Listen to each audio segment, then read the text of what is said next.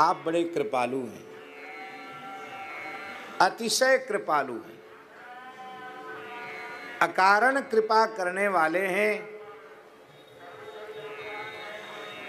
जो प्रकृत्या कृपालु होते हैं, प्रकृत्या कृपालु जानते हैं ना, दो तरह के कृपालु होते हैं। एक तो किसी भी आर्त दुखी प्राणी की पीड़ा को वो देखते हैं और वो चिल्ला रहा है कि मुझे बचाओ मुझे बचाओ, तो सब छोड़कर उसको बचाने के लिए वो दौड़ पड़ते हैं, वे कृपालु। और प्रकृत्या कृपालु उनको कहते हैं कि जिस प्राणी के ऊपर कष्ट है, विपत्ति है, संकट आया है, वो हमारा घोर अपराधी है, एक जन्म का नहीं असंख्य जन्मों का अपराधी है, किंतु उसको रोते बिलखते बिलबिलाते देखा तो उसके सब अपराध भुलाकर उसको उठा करके हृदय से लगा लिया। यह है प्रकृत्या कृपालु। कृपालुता आपकी प्रकृति में है।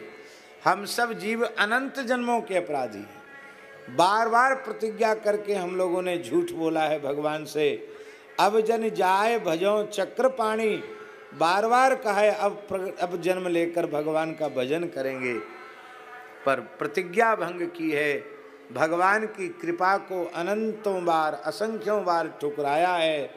हमारे जैसा नीच कृतघ्न पापी कौन हो सकता है, लेकिन हमारे जैसे जीवों को भी देख करके थोड़ा सा कोई रो ले, बिलबिला ले, हे प्रभु मैं आपकी शरण में हूँ, मेरे ऊपर कृपा करो, तो इतने मात्र से उसके सारे दोषों को भुलाकर अपनी चंदन चर्चित आजानुलंबित भुजाओं में भरकर उसे हृदय से लगा लेते हैं और सबसे अभय कर देते हैं। यह है प्रकृत्या कृपालु, प्रकृति से कृपालु है और कृपा के समुद्र हैं। और कैसे हैं?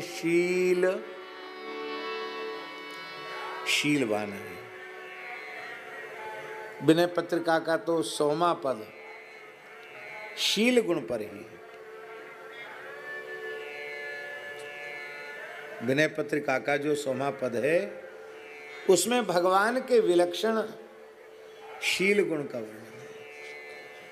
सुनु सीतापति शील स्वभाव, मोद न मन तन पुलक नयन जल, सो नर खेहर खाओ।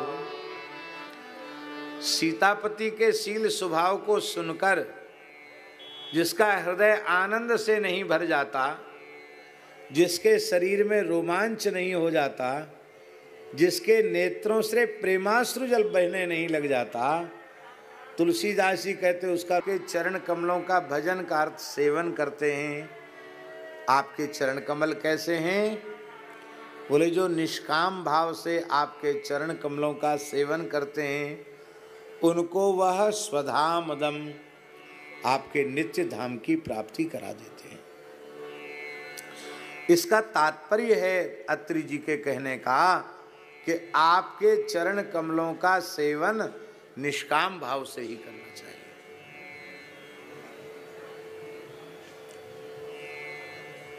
ऐसी कामना है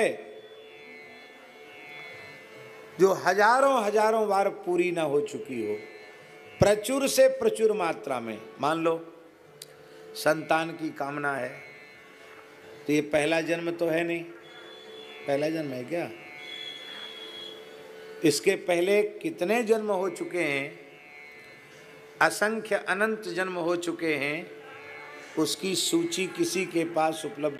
यदि हम मुक्त हो गए होते तो यह हमारा जन्म ही नहीं होता। हमारा जन्म हुआ है, इसका मतलब है कि हम अब तक कृतार्थ नहीं हो पाए। कृतार्थ हो गए होते तो हमारा वर्तमान जन्म नहीं होता। यह जन्म प्रमाणित कर रहा है, ऐसे ही जन्म समूह सिराने, ये प्रमाणित कर रहा है। तो जब पहला जन्म नहीं है, इसके पहले असंख्यों जन्म हो चुके हैं, पता नहीं कितनी बार 84 लाख योनियों में चक्कर लगाए होंगे, संतान नहीं भई होगी क्या? सूर्या एक बार में 12 बच्चे दे देती है, कुतिया एक बार में 4 6 पिल्ले दे देती है, बिल्ली एक बार में 4 बच्चे दे देती है। तो घोड़ा, कुत्ता, गधा, बिल्ली, बिल्ला, जो कुछ भी बने, कितनी संतानें भई, पेट भरा? नहीं भरा। तो भगवान की भक्ति करके संतान मांगना कितनी मूर्खता है।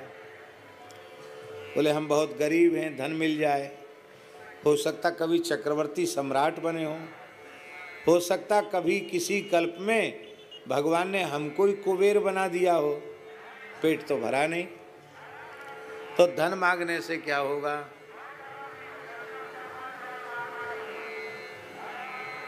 अब एक एक को अलग अलग करने की जरूरत नहीं है। कौन सी ऐसी वस्तु है जो लाखों करोड़ों करोड़ों बार हमको न मिली हो? पेट भरा? तृप्ति हुई? नहीं हुई। तो उन्हीं वस्तुओं को फिर से मांग लेना ये मूर्खता है। इसलिए हे नाथ, आप अकारण करुणा करने वाले हैं, ऐसी कृपा करें कथनचित मेरे मन में कोई कामना उत्पन्न हो और मैं उस कामना की पूर्ति के लिए रो रो कर पुकार कर आपसे प्रार्थना करूं कि प्रभु मेरी यह कामना पूर्ण कर दीजिए। तो भी आपसे निवेदन है, आप मेरी कामना की पूर्ति कभी मत करना। क्यों? किसी लड्डू में जहर है और वो लड्डू बच्चे के हाथ लग गया, बच्चा भूखा है, उसे खाना चाहता है और माँ की नजर पड़ जाए कि जहरीले लड्डू को बच्चा खाना चाहता है, तो क्या माँ उसे खाने देगी? उसके हाथ से झपट कर छीन लेगी। बच्चे को लगेगा देखो हमको मिठाई नहीं खाने दी। हो सकता बच्चा नोच ले माँ को, दांतों से काट ले, माथा पटक ले धरती पर, कितना रोए चीखे चिल्लाए, पर उस जहरीले लड्डू को माँ किसी भी हालत में बच्चे को खाने नहीं देगी। हे प्रभु, आपके चरण कमलों के अतिरिक्त ब्रह्मलोक तक का सारा वैभव जहरीले लड्डू के जैसा है। इसलिए मैं रोऊं, चिल्लाऊं, गिड़गिड़ाऊं, आप मेरी इच्छा कभी पूरी मत करना, आप मेरी कामनाओं का नाश कर देना। अकामिनाम स्वधामदम। इसका आशय समझे? इसका आशय है कि भजन भी कई जन्मों में बना है, पर इस कामना ने ही हमको भोगों में भटका रखा है, अटका रखा है। इसलिए हे नाथ, आप हमें कामना रहित बना दीजिए। जो कामना रहित होकर मैं आपके चरण कमलों की भक्ति करूं, तो इस संस्कृति के चक्र से छूटकर आपके नित्य धाम की प्राप्ति